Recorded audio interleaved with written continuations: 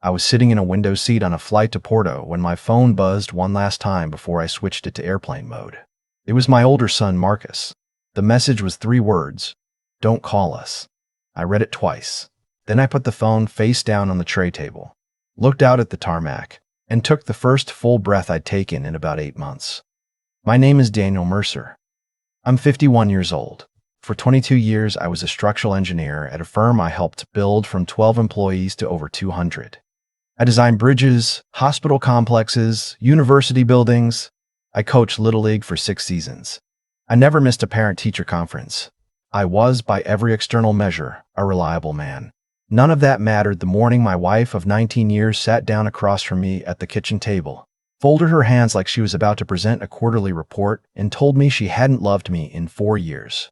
Her name was Renata. We met in our late 20s at a professional conference in Chicago. She was in commercial property management. Smart, composed, good at reading a room. I fell for her quickly. In the beginning, she said she fell for me the same way. Maybe she did. I stopped trying to figure out when that changed. What I know is this: by the time she told me it was over, she had already been seeing someone else for 14 months. His name was Greg Holloway. He was 55, divorced, and had recently become a senior partner at the property management group where Renata had worked for the past 3 years. She hadn't told me she was working directly under him. I hadn't asked. That was one of the things I turned over and over during the long months that followed. How much I had simply trusted without watching. I did not make a scene when she told me. I don't say that to make myself sound noble. I was just genuinely stunned into silence. I remember thinking about the structural principle that a building doesn't collapse dramatically in every case. Sometimes it just quietly settles in the wrong direction for years before anyone notices the crack. We separated that same week. I moved into a furnished apartment near my office. I hired an attorney named Patricia, who was thorough and calm and told me plainly what to expect. Because we had substantial joint assets after 19 years, the house, 2 investment properties, retirement accounts, my equity stake in the firm, the divorce took 11 months. I disclosed everything. I didn't hide anything. Patricia told me some men try to move money around in anticipation of divorce proceedings. I told her I wasn't interested in that. I wanted clean. What I didn't anticipate was my sons. Marcus was 24 at the time. Owen was 21, finishing his senior year of college. They were both close with their mother. I understood that. What I didn't understand, or didn't let myself understand quickly enough, was how the story was being told to them during those 11 months. I found out in pieces. Marcus stopped returning my calls sometime around the 3rd month. I told myself he was busy with work. He'd just started a new job at a tech company in Austin. Owen was more communicative at first, but by month 6 his replies became shorter. 1-sentence texts, then nothing for 2-3 weeks at a time. I reached out to Marcus directly, asked if we could talk. He agreed to a phone call. And in that phone call, he told me that his mother had explained how I had been emotionally checked out of the marriage for years, how I prioritized my career over the family, how she had been lonely and unappreciated, and had eventually found someone who actually saw her. I listened to all of it. Then I said carefully that there were things about the situation he didn't know. He said his mother had told him I would say that. That was the conversation that ended with his 3-word text message 2 weeks later, sitting on that tarmac. I want to be honest about what I felt in that moment. It wasn't anger. It was grief, and it was specific. It was a grief of recognizing that the story of your own life is being edited by someone else, and your children are reading the edited version, and there is nothing you can do to force them to read the original. I finished the divorce. I signed the final papers on a Tuesday morning in March. The settlement was fair. I kept my equity in the firm. We split the properties. The retirement accounts were divided according to the formula Patricia had negotiated. I walked out of the mediator's office, stood on the sidewalk for a moment, and then called my business partner, Ray, and told him I needed to talk. Ray had been my partner for 16 years. He knew everything, not because I'd told him all of it, but because he had watched it happen from the next office. He listened for about 20 minutes. Then he said, "What do you actually want to do?" I told him I wanted to take a leave from the firm. 6 months, maybe a year. I wanted to go somewhere I had never been with Renata. I had some money from the settlement. I wanted to use it to breathe. He said, "Where?" I said, "Porto."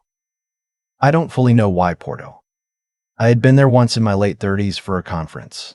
I remembered narrow streets and late afternoon light on the Douro River, and the feeling that the city had survived a great many things without becoming bitter about any of them.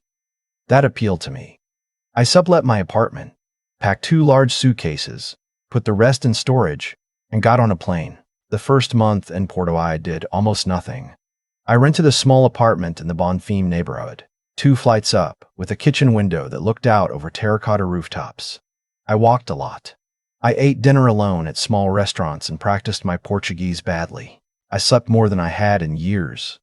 I did not contact my sons. I sent each of them one message shortly after I arrived, telling them where I was, giving them my new number, and saying that I loved them and that whenever they wanted to talk, I was available. I didn't say anything about their mother. I didn't argue. I didn't try to present my side. Ray had connected me with a small Portuguese architecture firm before I left. A contact of a contact. I started doing some consulting work for them after the first month. Part-time, nothing like my old pace. It was enough to keep my mind structured. It was enough to remind me who I was when I wasn't defined by the argument. 6 weeks after I arrived in Porto, Renata and Greg Holloway got engaged. I found out from Ray, who had heard it from someone at a mutual acquaintance's dinner party. I was sitting in a cafe near the river when he texted me. I read the message, finished my coffee, and went for a walk along the waterfront for about an hour. I thought about a lot of things on that walk. I thought about 19 years of Sunday mornings and school pickups and hospital waiting rooms and Christmas Eve assemblies of bicycles on the living room floor. I thought about how long 14 months actually is. I thought about what my sons were being told right now. Then I went back to my apartment and I started drafting a structural report for a pedestrian bridge project in the Algarve. And I worked until midnight, and that was that. 4 months after the engagement, they got married. I did not attend. I was not invited. My sons were both in the wedding party. I know some of this because Marcus eventually told me, much later. And I know some of it because of what happened at Owen's graduation. Owen finished his master's degree in computer science 14 months after I moved to Porto. The graduation ceremony was at his university outside of Philadelphia. My ex-wife and Greg were there. Most of the extended family was there.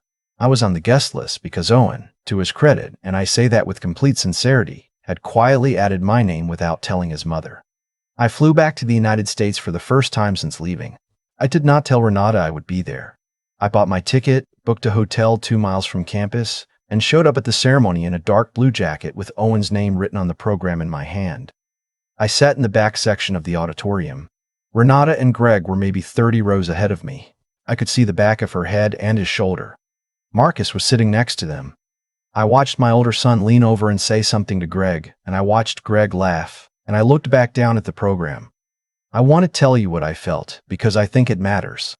I did not feel rage. I did not feel the urge to walk up the aisle and say anything. What I felt was something closer to resolution.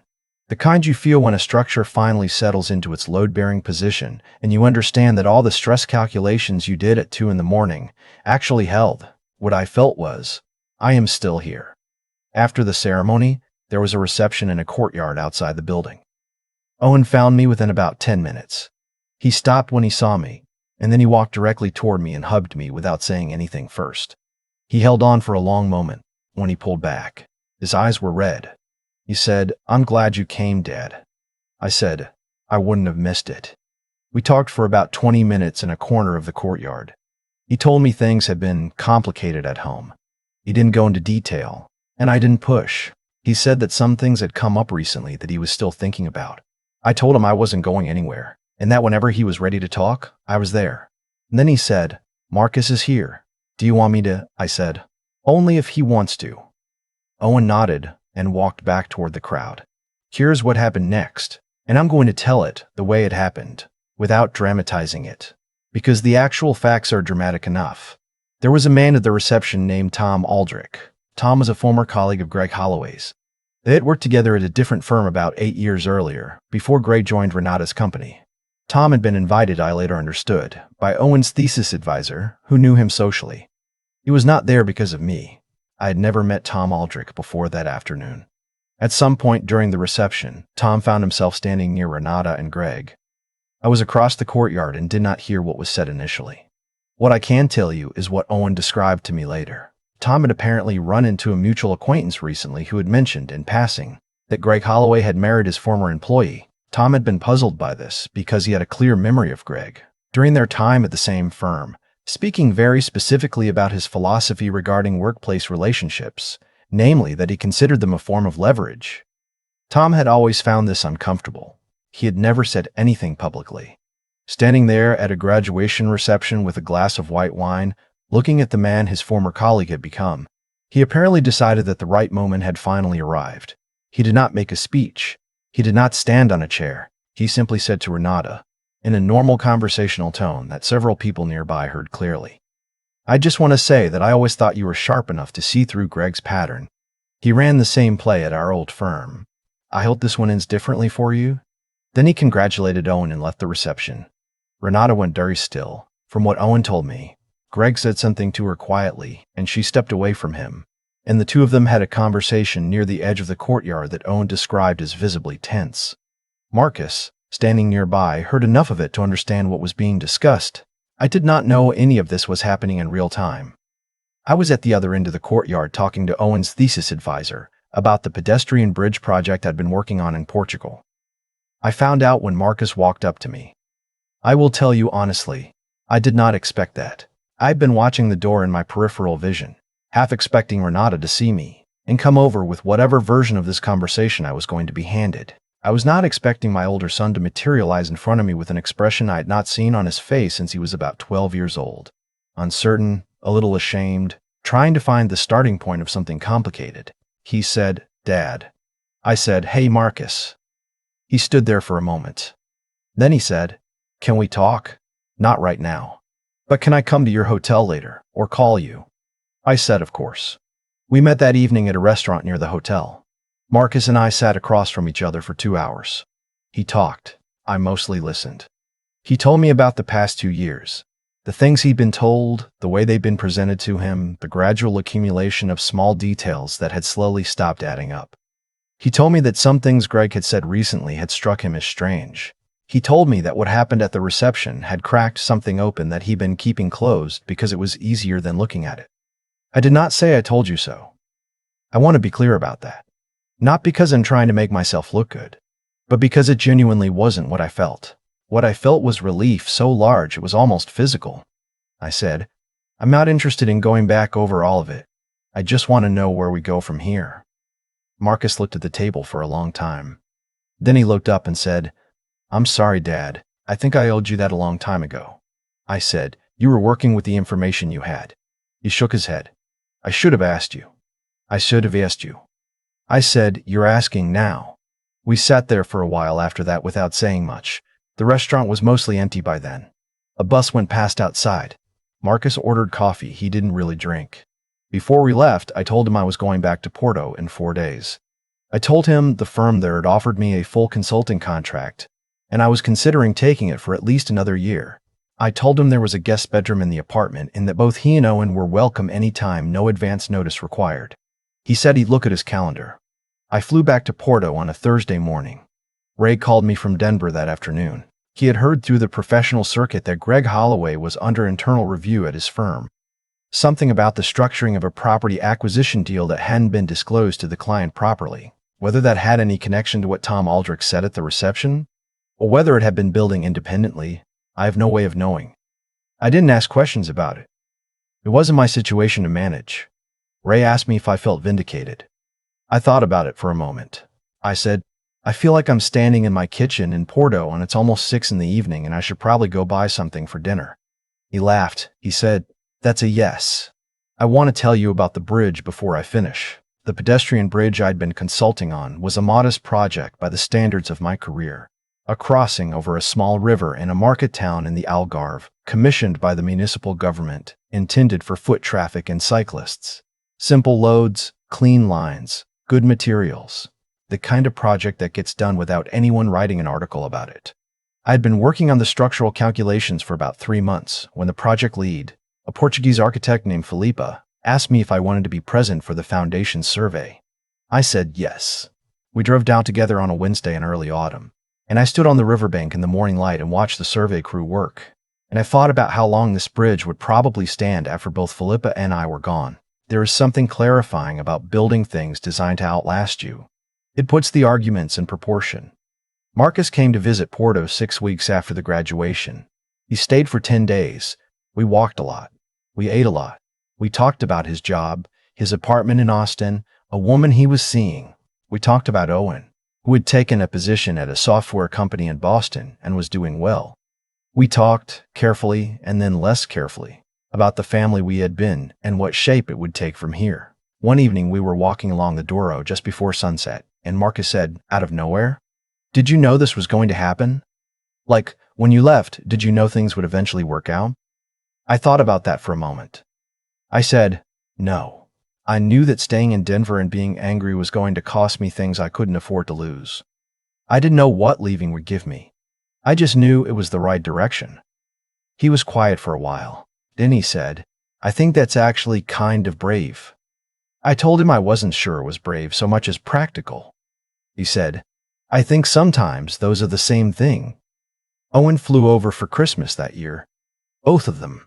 They stayed in the apartment for 11 days, and we ate too much and argued about football, and took a train down to Lisbon for 2 days, and walked around until our feet hurt.